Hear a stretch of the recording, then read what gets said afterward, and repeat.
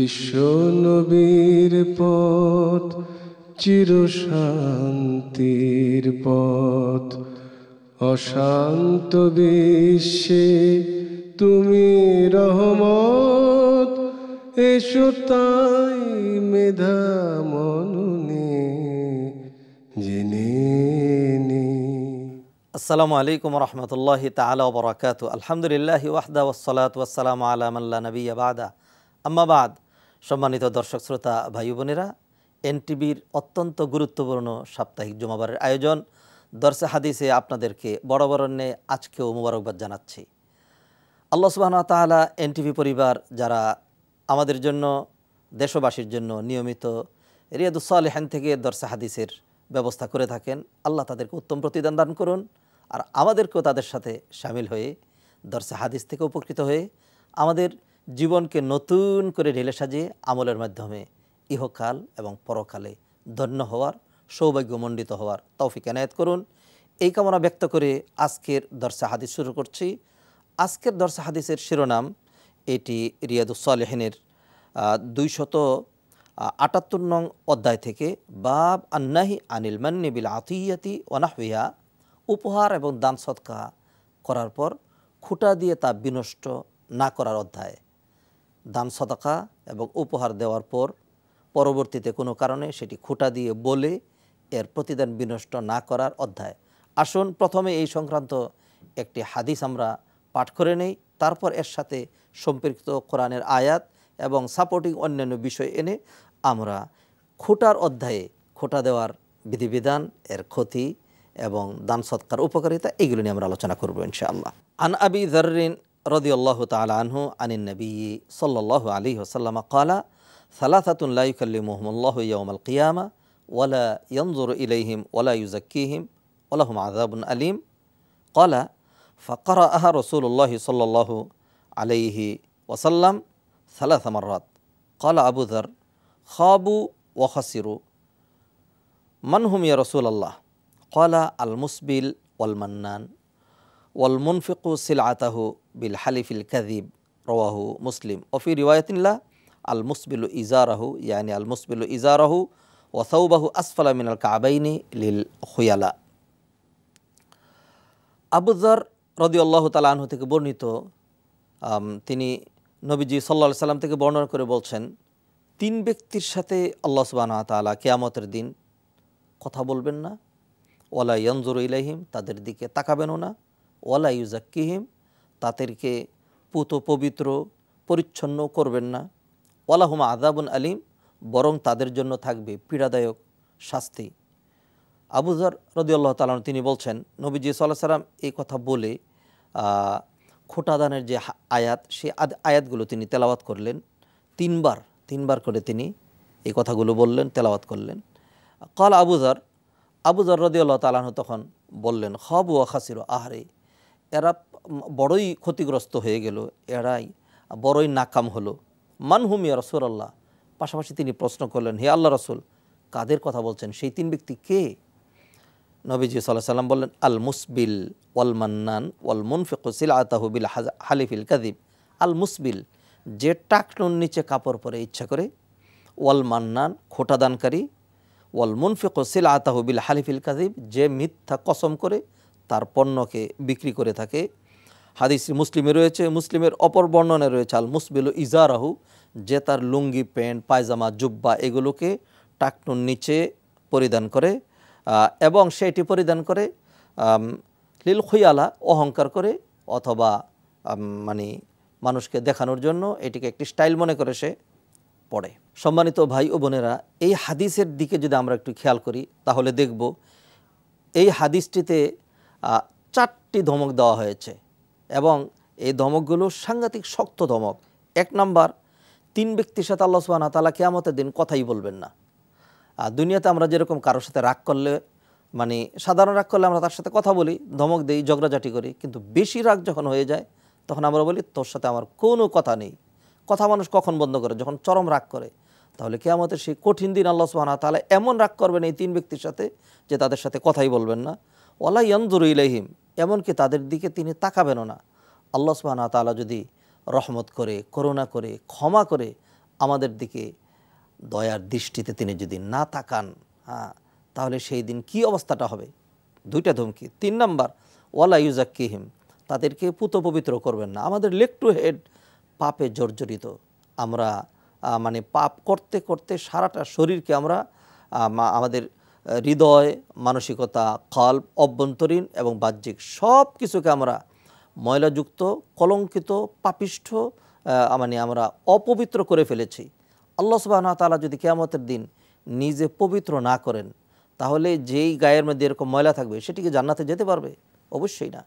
এমনকি আপনার আপন সন্তান, একেবারে দুধের সন্তান, মা যাকে ছাড়া এক মুহূর্ত কিছুই বুঝে না, এই বাচ্চাও যদি পচরা পায়খানা করে তার কাপড় চোপড় শরীরকে মানে ময়লা করে ফেলে, তাহলে সে যত কান্নাকাটি করুক, মা গরম পানি দিয়ে, ঠান্ডা পানি দিয়ে, সাবান দিয়ে তাকে ধৌত করে পরিচ্ছন্ন করেই তারপরে কিন্তু তাকে বিছনায় ওঠায়, নতুবা তার পচরা পায়খানা লেগে বিছনা যে নষ্ট হয়ে যাবে। ছোট্ট এক্সাম্পল থেকে আমরা বুঝতে পারছি জান্নাত সেটি নেককারদের আবাসস্থল। এই পাপ সহ সেখানে যাওয়া যাবে না। এই জন্য আল্লাহ সুবহানাহু ওয়া তাআলা যাদেরকে পুত পবিত্র করবেন তারাই কিন্তু জান্নাতে যেতে পারবে। নবীজি সাল্লাল্লাহু আলাইহি সাল্লাম কত বড় ধমক দিয়ে বললেন যে আল্লাহ সুবহানাহু ওয়া তাআলা সেই লোকটাকে পুত পবিত্র করবেন না।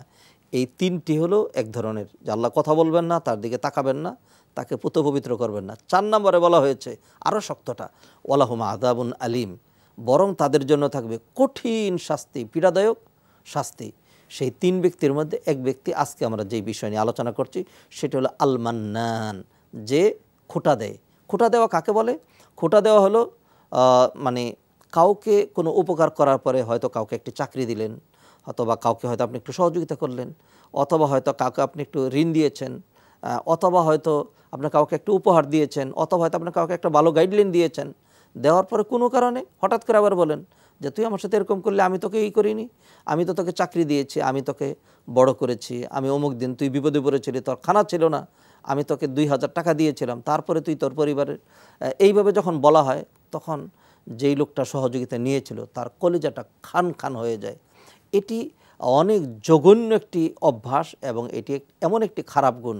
এই খোঁটা দেওয়ার বিধিবিধান নিয়ে আজকে আমরা জানব।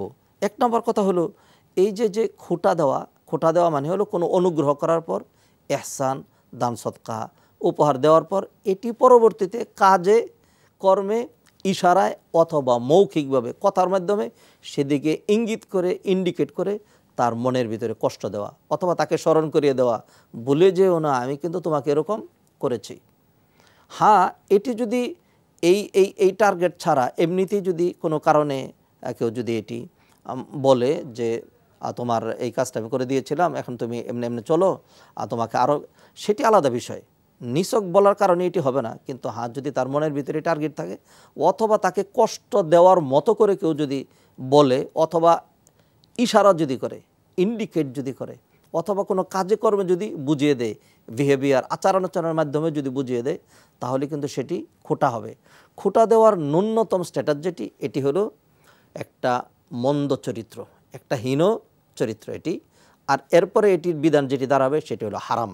খোঁটা দেওয়ার ন্যূনতম স্ট্যাটাস যেটি দাঁড়াবে সেটি হলো হারাম। কারণ আল্লাহ সুবহানাহু ওয়া তাআলা কোরআনে আমাদেরকে নিষেধ করেছেন, লা তুবতিলু সাদাকাতিকুম, ঈমানদারেরা, ইয়া আইয়ুহাল্লাযীনা আমানু লা তুবতিলু সাদাকাতিকুম বিল মান্নি ওয়াল আযা, যাকে সহযোগিতা করেছো তাকে কষ্ট দিয়ে, তার মনে কষ্ট দিয়ে, অথবা তাকে খোঁটা দিয়ে তোমরা তোমাদের দানটা নষ্ট করে দিও না।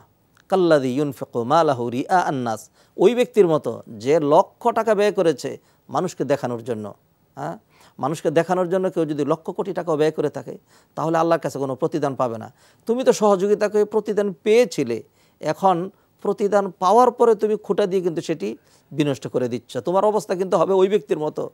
আফসোস করে যে বলেছে, হায়রে কপাল মন্দ, চোখ থাকতে অন্ধ।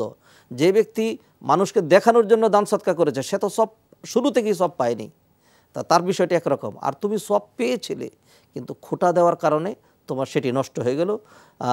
যেন তোমার অবস্থা ওই রকম যে চোখ আছে তারপরেও তুমি দেখো না। অতএব অসহায়, দরিদ্র, বঞ্চিত, গরিব শ্রেণীর যারা রয়েছে, তারা যে আমার দান সদাকা, অথবা আমি যে তাদেরকে দেওয়ার সুযোগ পেলাম, এটিতে আমি নিজেকে বড় মনে করা, এটা একটা হীন চরিত্র। বরং এখানে এটি মনে করা দরকার ছিল, আমার এই ভাইটি যেহেতু আমার সহযোগিতা গ্রহণ করেছে, আমি তার কারণে ধন্য হয়েছি, অতএব আমি তার কাছে ঋণী। বিষয়টিকে এইভাবে মূল্যায়ন করতে হবে। আরেকটি হাদিস আমি বলতে চাই, নবীজি সাল্লাল্লাহু আলাইহি সাল্লাম একটি হাদিসের মধ্যে আমাদেরকে বললেন, আল্লাহু ফি আউনিল আবদি মা কানাল আবদু ফি আউনি আখিহি। একজন বান্দা যখন তার মুসলিম ভাইকে, তার অন্য এক ভাইকে যখন সহযোগিতা করেন, অমুসলিম কাউকেও যদি আপনি সহযোগিতা করেন, তবু সরাসরি আল্লাহ সুবহানাহু ওয়া তাআলা আপনাকে সহযোগিতা করবেন। কারণ দুনিয়াতে যত মানুষ রয়েছে তারা তো আল্লাহর পরিবারের সদস্য বটেই, এমনকি সৃষ্টির একেবারে নিকৃষ্ট থেকে নিকৃষ্টতর যে প্রাণী রয়েছে সেটিও আল্লাহর পরিবারের সদস্য। যেমন ধরুন, নিকৃষ্ট দুটো প্রাণীর কথা যদি আমি বলি, তাহলে আপনারা উল্লেখ করবেন কুকুর এবং শূকর। আপনারা জানেন, বনী ইসরাইলের এক বেশ্যা মহিলা ছিল, সে তৃষ্ণার্ত কুকুরকে যখন পানি পান করিয়েছে, আল্লাহ সুবহানাহু ওয়া তাআলা ওই যুগের নবীজিকে জানিয়ে দিলেন যে তুমি এই মহিলাকে ডেকে বলে দাও, তুমি এই কুকুরের প্রতি সদয় হওয়ার কারণে আল্লাহ সুবহানাহু ওয়া তাআলা তোমার অ্যাডাল্টারির, তোমার অপকর্মের, জিনা, ব্যভিচারের সকল গুনাহ মাফ করে তোমার জন্য জান্নাত বরাদ্দ দিয়ে দিয়েছেন। অতএব একটা কুকুরের প্রতি সদয় হলে এটি হয়, তাহলে মানুষের প্রতি যদি আমরা সদয় হই, তাহলে আল্লাহ সুবহানাহু ওয়া তাআলা দারুণ খুশি হন। কারণ হলো আল খালকু কুল্লুহুম ইয়ালুল্লাহ, পুরা সৃষ্টি এটি আল্লাহর পরিবার। ফা আহাব্বুল খালকি ইলাল্লাহ আহসানুহুম ইলা ইয়ালিহি, আল্লাহর পরিবারের সদস্যদের প্রতি যারা দয়াপরবশ হয়, আল্লাহ সুবহানাহু ওয়া তাআলা তার প্রতি দয়াপরবশ হন। অতএব সম্মানিত ভাইয়েরা, আমরা যাদেরকে সহযোগিতা করি, এই সহযোগিতা করতে পারাটা এটি আমাদের জন্য কিন্তু আনন্দের বিষয়, এটি আমাদের জন্য সৌভাগ্যের বিষয়, এটি আমাদের জন্য সোনালী সুযোগ, সুবর্ণ সুযোগ।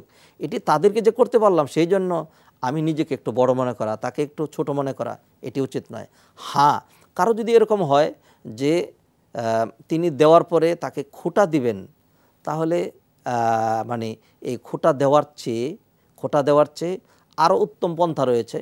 আল্লাহ সুবহানাহু ওয়া তাআলা কোরআনে বলে দিয়েছেন, কওলুম মারুফুন ওয়া মাগফিরাতুন খায়রুম মিন সাদাকাতিন ইয়াতবাউহা আযা। যেই সাদাকা এবং সহযোগিতার পরে তুমি আবার তাকে খোঁচা দিবে, তাকে কষ্ট দিবে, তাকে খোঁটা দিবে, তাকে ছোটো বানাবে, নিজে বড় হওয়ার চেষ্টা করবে, এর চেয়ে ভালো হলো কওলুম মারুফুন, সুন্দর একটি কথা বলা, ওয়া মাগফিরাতুন এবং ক্ষমা। এই জন্য দেখবেন আমাদের মাঝখানে কিন্তু কিছু সুন্দর সুন্দর কালচারও রয়েছে, এগুলো উলামায়ে কেরাম শিখিয়েছেন। এই জন্য কেউ যদি আমাদের কাছে অনেক সময় দেখা যায় দ্বারস্থ হয়, হাত যদি পাতে, তখন আমরা ভিক্ষা না দিতে পারলে, সহযোগিতা করতে না পারলে, তখন আমরা ভাই ক্ষমা করো, আল্লাহর রাস্তায় মাপ চাচ্ছি, ক্ষমা চাচ্ছি, আমি তো তার কাছে কোনো অপরাধ করিনি, তাহলে মাপ চাবো কেন? এটি এই কোরআনের আয়াতের কারণে। অর্থাৎ তুমি দরিদ্র, এখন তো আমার সব তোমাকে দেওয়া দরকার ছিল, আল্লাহ তো আমাকে তোমার মতো হাত, আল্লাহ চাইলে আমাকে ওরকম বানাতে পারতেন, আল্লাহ আমাকে সেরকম বানাননি, এরপরেও আমি যেহেতু তোমাকে দিতে পারলাম না, এইখানে আমারই ত্রুটি, অতএব আমি তোমার কাছে করজোর ক্ষমা চাই। এই ক্ষমা চাওয়া অথবা কওলুম মারুফুন, উত্তম কথা বলা, যে ভাই আজকে তো দিতে পারলাম না, ইনশাল্লাহ নেক্সট আরেকদিন তোমাকে আমি দেব, ভালো কথা। মনে রাখতে হবে, মানুষের কথা এটা যদি পজিটিভ হয়, ইতিবাচক হয়, তাহলে এটা দারুণ গুরুত্ব রয়েছে। আর কথা যদি নিকৃষ্ট হয়, খারাপ হয়, মন্দ কথা হয়, অথবা খোঁটা দেওয়ার কথা হয়, এগুলো সাংঘাতিক জঘন্য।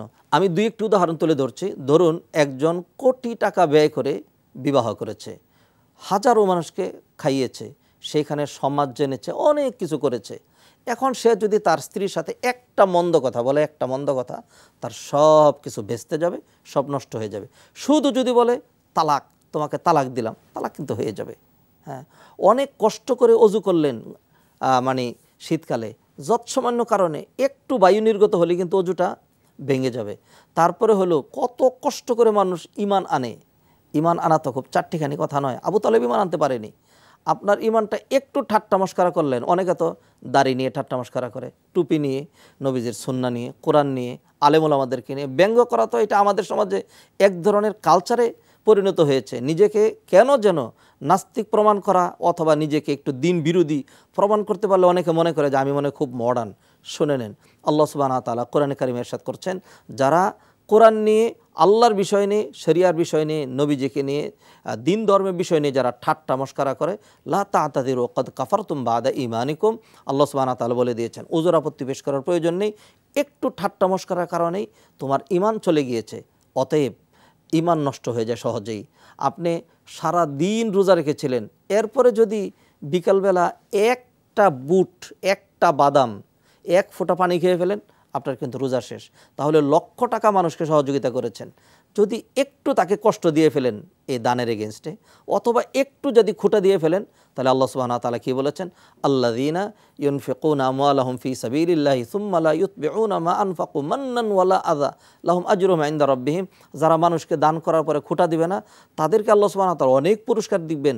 লা খাউফুন আলাইহিম ওয়া লা হুম ইয়াহজানুন, ভয়ভীতি দুশ্চিন্তার তাদের কোনো কারণ নাই। এরপর আল্লাহ সুবহানাহু ওয়া তাআলা বললেন, লা তুবতিলু সাদাকাতিকুম বিল মান্নি ওয়াল আযা, খুঁটা দিয়ে কিন্তু দান সদকা নষ্ট করো না।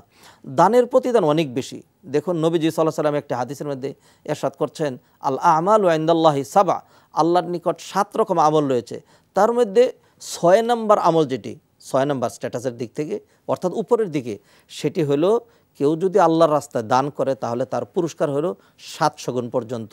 মাসালুল্লাযীনা ইউনফিকুনা আমওয়ালাহুম ফি সাবিলিল্লাহ কামাসালি হাব্বাতিন আম্বাতাত সাবআ সানাবিলা, কেউ যদি কাউকে সহযোগিতা করে তাহলে এটির 1টি টাকা সহযোগিতা করলেন। উদাহরণ কীরকম, আল্লাহ বললেন তুমি জমিনে একটি বীজ বপন করেছিলে, সেইখান থেকে 20টা জমিন খেয়ে ফেললো, একটা গাছ হলো, 7টা ছড়া ধরলো, প্রতিটা ছড়ায় 100 করে দানা, তুমি চোখেই দেখতে পারলে 3 মাসের ব্যবধানে এক দানার বিনিময়ে 700 দানা হয়েছে। ঠিক তদ্রূপ আল্লাহর দরবারে যখন আল্লাহর বান্দাকে সহযোগিতা করে তুমি 1টি টাকা খরচ করলা, এর ন্যূনতম প্রতিদান দুনিয়াতে এইটুকুন দেখছো, আল্লাহ সুবহানাহু ওয়া তাআলা তোমাকে লক্ষ কোটি গুণ বাড়িয়ে দিবেন। আর এই যে বিশাল প্রতিদান, এটি কিন্তু নষ্ট হয়ে যায় একটু খুঁটা দেওয়ার মাধ্যমে। সম্মানিত ভাইয়েরা, অতএব যদি আমাদের খুঁটা দেওয়ার প্রবণতা থাকে, এর চেয়ে ভালো হলো কিন্তু একটু উত্তম কথা বলা। ভালো একটি কথা, এটিকে বলা হয় আল কালিমাতুত তাইয়্যিবা। কালিমায়ে তাইয়্যিবা কীরকম দেখুন, ভালো একটি কথা। নবী যখন হাদিসে বললেন আল কালিমাতুত তাইয়্যিবাতু সাদাকাতুন, অন্য হাদিসে বললেন তাবাসসুমুকা আলা ওয়াজহি আখিকা সাদাকাতুন, তুমি তোমার ভাইয়ের সাথে মিষ্টি হাসি দিয়ে একটি কথা বলেছ, তো কথাই তো বললাম মিষ্টি হাসি দিয়ে, ভাইজান কেমন আছেন, এই যে হ্যাঁ আপনার পরিবার ভালো আছে, এই এতটুকুন কথা নবীজি বললেন এটি তুমি যেন আল্লাহর রাস্তায় একটি সদাকা করলে। তাহলে টাকা দিয়েও যেরকম সদাকা হয়, সুন্দর কথা বলেও কিন্তু তেমন সদাকা হয়। কোটি টাকা আপনি ব্যয় করলেন, কোটি কোটি সওয়াব পেলেন, একটা মন্দ কথা দিয়ে সব কিছু কিন্তু নষ্ট হয়ে যায়। মনে রাখবেন, যে কোনো শত্রুকেও যদি গিয়ে বলেন আসসালামু আলাইকুম রাহমাতুল্লাহ, সুন্দর কথা বললেন, দেখবেন আলটিমেট তার মুখে একটা হাসি ফুটে আসবে।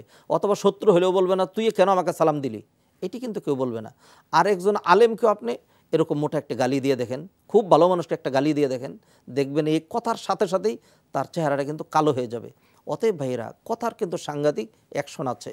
কবি এই জন্য কবি বলছেন যারা হাতু সিনানি লাহাল তিয়ামু ওয়ালা ইয়ালতামু মা যারা হাল লিসানু, বর্ষা বল্লম দিয়ে তুমি যদি আঘাত করো, কালের আবর্তনে সেটি শুকিয়ে ঠিক হয়ে যাবে। ওয়ালা ইয়ালতামু মা যারা হাল লিসানু, জবান দিয়ে যদি আঘাত করো, সেই আঘাতটি গিয়ে লাগবে মানুষের কলবের ভিতরে। অতএব খোঁটা দেওয়া এটি কিন্তু মানুষের কলবে গিয়ে লাগে, এই কারণে সে মনে কষ্ট পায়। আর কোনো বান্দা যখন মনে কষ্ট পায়, মনে রাখতে হবে কলবের সম্পর্ক কিন্তু সরাসরি আল্লাহ সুবহানাহু ওয়া তাআলার সাথে। তখন সে বলবে আহারে, আজকে যদি দরিদ্র না হতাম তার থেকে সহযোগিতা দিতে হতো না, আজকে যদি অসহায় না হতাম তাহলে তার এরকম মানে তেরা কথা অথবা তার এরকম খোঁটা দেওয়ার কথা, তার এরকম মানে অসম্মানজনক কথা আমাকে শুনতে হতো না। এই যে একটা বলবে, এটি কিন্তু আল্লাহর আরশ পর্যন্ত চলে যাবে। মনে রাখতে হবে আল্লাহ সুবহানাহু ওয়া তাআলা কোরআনে যেমন বলেছেন ইন্নাল হাসানাতি ইউযহিবনা সাইয়্যাত, যে সৎকর্ম মন্দ কর্মকে মুছে দেয়। গুনাহ করেছেন, 2 রাকাত নামাজ পড়েন, আপনার গুনাহগুলো মাফ হয়ে যাবে, সুন্দর করে ওযু করেন। ঠিক তদ্রূপ ভালো কাজ করলে যেরকম গুনাহ মাফ হয়ে যায়, খারাপ কাজ করলেও কিন্তু ভালো কাজ নষ্ট হয়ে যায়।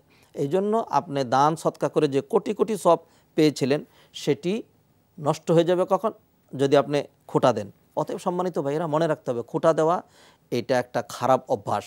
2 নম্বর, খোঁটা দেওয়াটা কবিরা গুনাহ, যেহেতু আল্লাহ সুবহানাহু ওয়া তাআলা নিষেধ করেছেন। 3 নম্বর, কেউ যদি এরপরে এটি মনে করে যে না খোঁটা দেওয়া বৈধ, খোঁটা দিতেই থাকলো, এটিকে সে খারাপ মনে করলো না, হারামটাকে কেউ যদি হালাল মনে করে, তাহলে সেটি কিন্তু কুফরি পর্যন্ত হয়ে যায়। অতএব আমরা যেন এই কাজগুলো না করি। আল্লাহ নবীজি সাল্লাল্লাহু আলাইহি ওয়াসাল্লাম আমাদেরকে বলছেন মান নাফাসা আন মুসলিমিন কুরবাতাম মিন কুরাবিদ দুনিয়া নাফাসাল্লাহু আনহু কুরবাতাম মিন কুরাবি ইয়াউমিল কিয়ামা। কোনো ব্যক্তি যদি তার কোনো এক ভাইয়ের দুনিয়ার একটা সমস্যা দূর করে দেয়, তাহলে আল্লাহ সুবহানাহু ওয়া তাআলা যে সমস্যা দূর করলো, তার কিয়ামতের একটা সমস্যা দূর করে দিবেন। অতএব আমার একজন অসহায় ভাই, একজন মিসকিন, একজন দরিদ্র, একজন চাকরিহীন, একজন হেল্পলেস, তাকে যদি তার পাশে যদি আমি দাঁড়াই, একটু যদি সহযোগিতা করতে পারি, তাহলে নিজেকে ধন্য মনে করা দরকার। বরং এটা মনে করা দরকার আমি তার কাছে ঋণী, কারণ আমি যে তাকে একটু সহযোগিতা করতে পেরেছি, সে যে আমার একটু সহযোগিতা নিয়েছে, আজকে যদি সে সহযোগিতা না নিত তাহলে কী অবস্থা হতো। ধরুন ছোট্ট একটু উদাহরণ দিই, যারা আমাদের মানে সাধারণ কাজগুলো আমাদেরকে করে দেয়, অথবা ধরুন আমাদের ড্রেন পরিষ্কার করে দেয়, আমাদের টয়লেটগুলো পরিষ্কার করে দেয়, এই সুইপারের কাজগুলো করে দেয়, আমরা কিন্তু তাদের কাছে ঋণী।